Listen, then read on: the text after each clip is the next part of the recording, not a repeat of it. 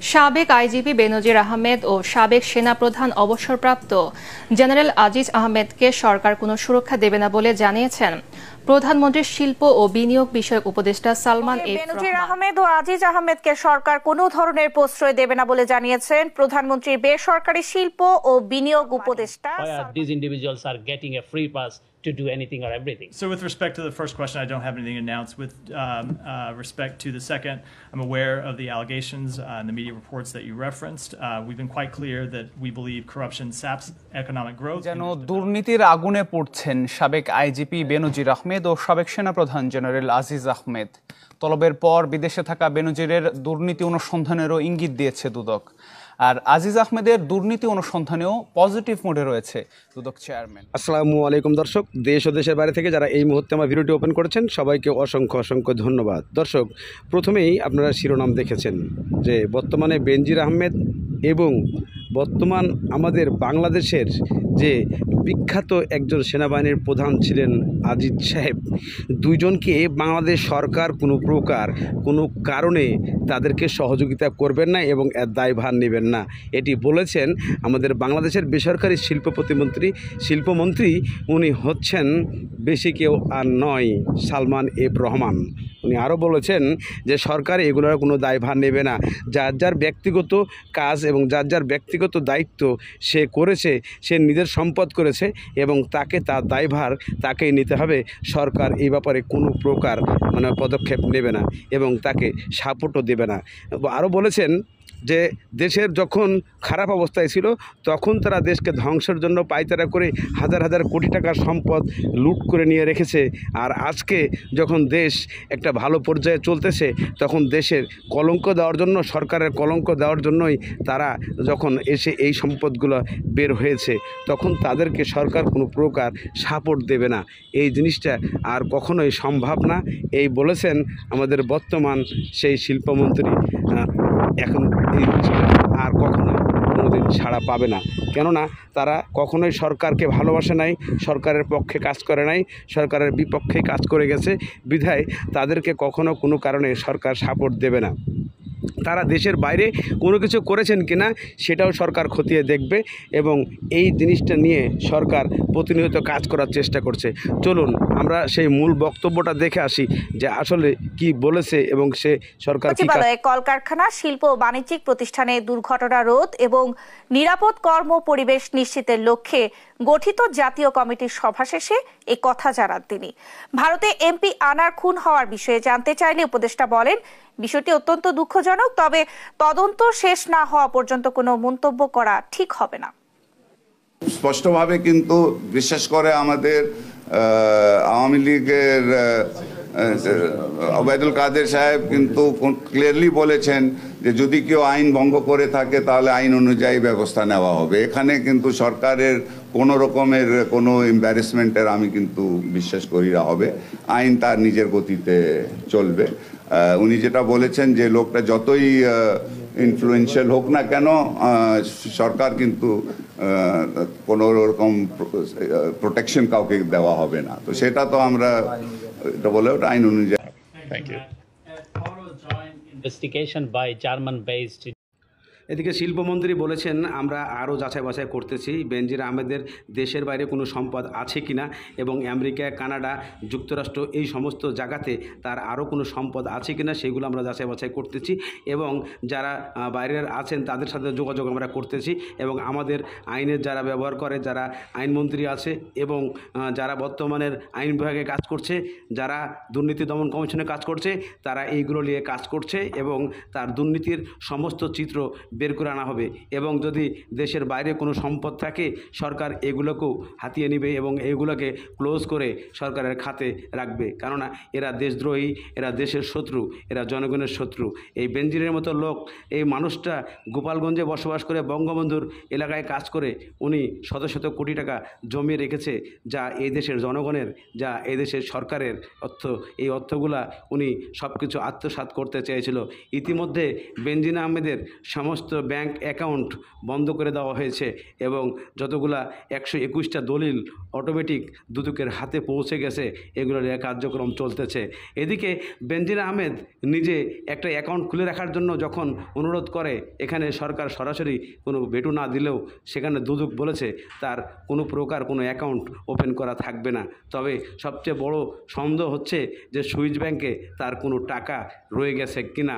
যদি সুইস ব্যাংকে টাকা থেকে থাকে তাহলে হয়তোবা আরও হাজার হাজার কোটি টাকা সেখানে জমা আছে। তবে আমরা কয়েকটা দেশকে চিঠি দিয়েছি, এই চিঠির বিনিময়ে আমরা জানতে পারবো কি আছে ওখানে। চলুন আমরা আরও কিছু তথ্য জেনে আসি, তাহলেই বুঝতে পারবো। Sadet Saetheng and Sweden-based Natro News revealed that former and current members of the Bangladeshi Death Squad Rapid Action Battalion routinely get deployed as UN peacekeepers.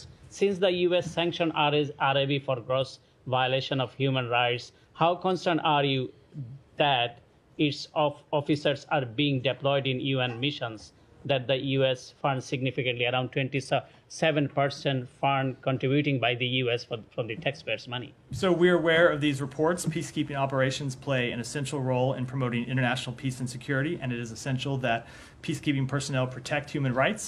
In accordance with the UN due diligence policy, the UN relies on troop and police contributing countries to self-certify that they are not sending troops or police who are implicated in committing human rights violations or violations of international humanitarian. Following recent revelation of the immediate past police chief's massive corruption in Bangladesh, who is subject to 2 US sanctions, could you tell us whether any US agency has found any of his assets stashed in the US or any other country, and whether the US has frozen such assets? Similarly, do you have any findings about corrupt former Army Chief General Aziz, as you imposed visa restriction recently?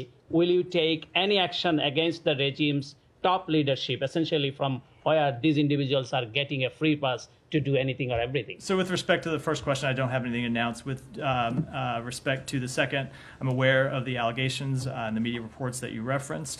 We've been quite clear that we believe corruption saps economic growth, hinders development, destabilizes government, and undermines democracy. We have made anti-corruption a core national security interest since the outset of this administration, and our detailed implementation plan for this.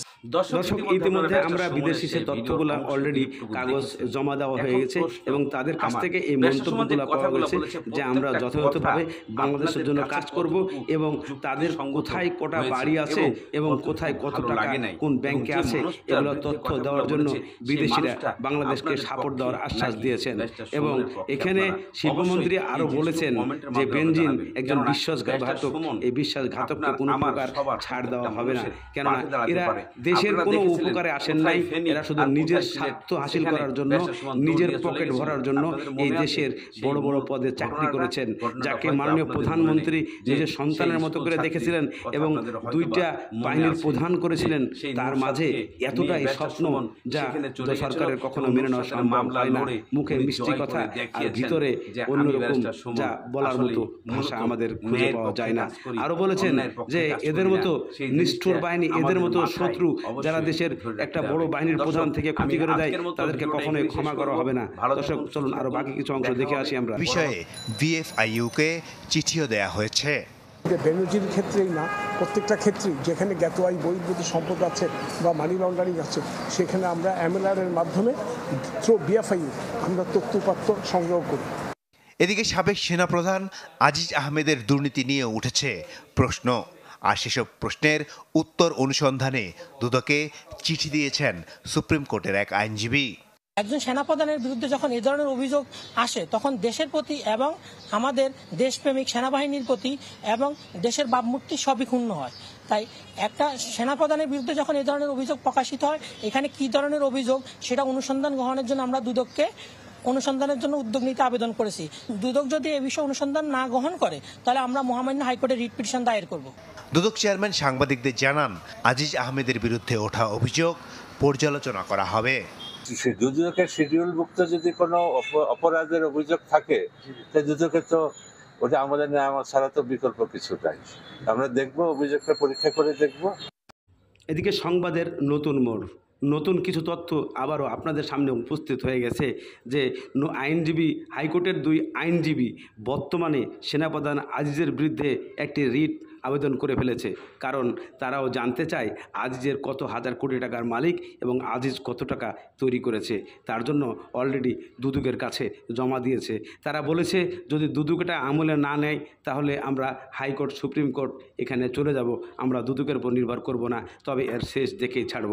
দেশে আসলে কি শুরু হয়েছে যে বড় বড় প্রধান যারা আছে তারাই অবসরে যাওয়ার পরে কোটি কোটি হাজার হাজার কোটি টাকার মালিক হয়ে দাঁড়িয়ে যায়, সেখানে কেউ প্রতিবাদ করে না। এবার ব্যারিস্টার সুমন দেখিয়ে দিয়েছেন, চোখ ফুটিয়ে দিয়েছেন প্রত্যেকটা আইনজীবীদের যে প্রতিবাদ করলে অনেক কিছু ফিরে পাওয়া যায়। তাই আজকে বিভিন্ন আইনজীবীরা প্রতিনিয়তই এই চোখ আলো দিচ্ছে এবং আজকে সেনাপ্রধানের নামে দুর্নীতির একটা রিট করে বসেছে, যে রিটে আজকে বেরিয়ে আসবে হয়তো অনেক কিছু। দর্শক, আমরা অপেক্ষায় থাকি যে এই দুর্নীতি কি বেরিয়ে আসে, অবশ্যই আমরা জানতে পারবো। বাংলাদেশ, ধন্যবাদ।